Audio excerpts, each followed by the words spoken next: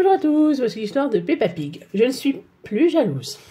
Ce livre est fait pour comprendre ses émotions. J'aimerais être une grande. Aujourd'hui, Peppa et George s'amusent dans le jardin avec Chloé, leur grande cousine. Jouer à un chat propose Peppa. C'est un jeu pour les petits, remarque Chloé. Mais c'est d'accord, vas-y, attrape-nous. Chloé porte George et se met à courir. Peppa n'arrive pas à les attraper. Sa cousine court plus vite car elle est plus grande qu'elle. Ce n'est vraiment pas juste.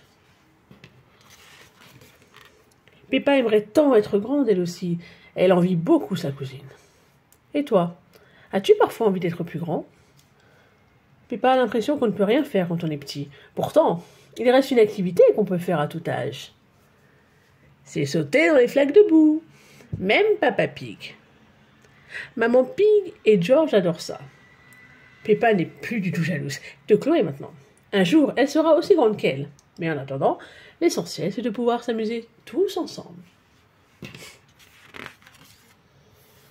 La plus belle des cabanes. Peppa a invité ses amis pour le goûter dans la belle cabane construite par Papy Pig. Comme c'est rigolo de prendre le thé dans cette petite maison.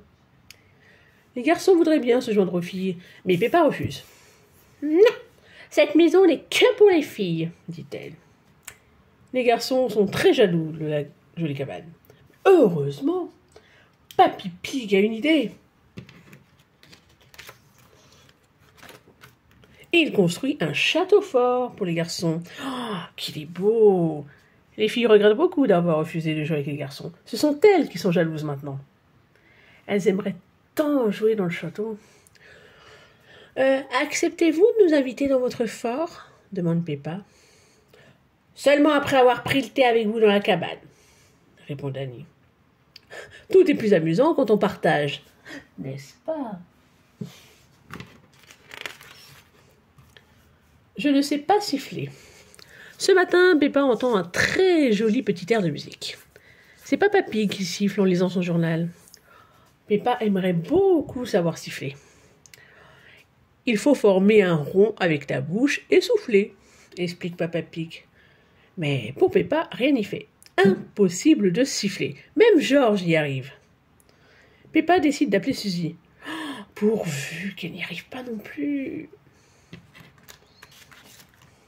Oh non! Suzy arrive à siffler au premier coup.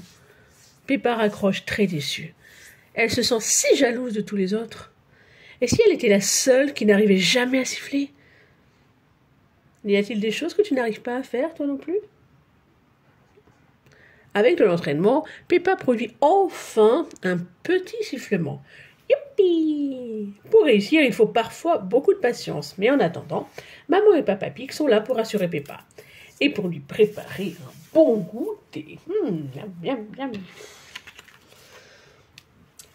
Quel est mon talent? Pour la journée des jeunes talents, Madame Gazelle demande à chacun de montrer ce qu'il sait faire de mieux. Peppa sait sauter à la corde, chanter et danser. Et toi? Y a-t-il une chose pour laquelle tu es très douée? Tout le monde défile. Candy fait de la corde à sauter, Zoé chante une chanson et Suzy danse en rythme. Oh non! Candy, Zoé et Suzy sautent, chantent et dansent mieux que Peppa. Elle voudrait tant montrer à ses amis un talent rien qu'à elle. Oups. Peppa est un peu jalouse de ses amis. À côté, elle a l'impression de ne rien savoir faire vraiment de bien. Allons, dit Madame Gazelle. Penses-tu à quelque chose que tu aimes beaucoup et que tu voudrais partager avec nous? Mais oui, il y a une chose que Peppa sait très bien faire. Se sauter dans les flaques de boue. Tout le monde adore sauter dans les flaques de boue. Finis la jalousie. Comme Peppa, pour trouver ton petit talent à toi, réfléchis à ce que tu préfères faire. Un adorable bébé. Aujourd'hui, Peppa et George rencontrent Alexandre, leur petit cousin. Ce n'est qu'un bébé. Il est trop petit pour jouer avec Peppa et George, mais il est vraiment adorable. Peppa et George vont jouer avec Chloé, qui est beaucoup plus grande. George fait semblant d'être un bébé, et les amis de Peppa viennent l'admirer dans sa poussette. Mais dès qu'ils voient Alexandre, les amis de Peppa oublient Georges. « Oh » disent-ils, « comme il est mignon !» Georges n'est pas content d'être délaissé pour ce bébé. Pas content, pas content. Dans sa poussette, il se met à pleurer.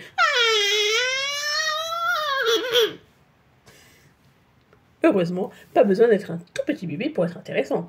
Georges fait vite rire ses amis. Ne sois pas jaloux, Georges. Si tout le monde t'adore, c'est parce que tu es le plus amusant des petits frères. Tu m'as copié. Aujourd'hui, pour sa fête déguisée, Peppa est une princesse. Elle possède une baguette magique très spéciale. Mais Candy Cat, déguisée en sorcière, a aussi une baguette. Quelle déception! Les filles sont jalouses l'une de l'autre. Chacune voulait être la seule magicienne de la journée. « Je vais te changer en crapaud !» dit Candy. « Moi aussi, je vais te changer en crapaud !» répond Peppa. Maman Pig intervient. Inutile d'être en compétition. Les magiciennes peuvent utiliser leurs baguettes toutes les deux. L'important, c'est que tout le monde s'amuse. Maman Pig a raison. Peppa et Candy font la paix. Avec leur super pouvoir magique, elles désignent ensemble Rebecca Rapide comme gagnante du concours de déguisement. Bravo!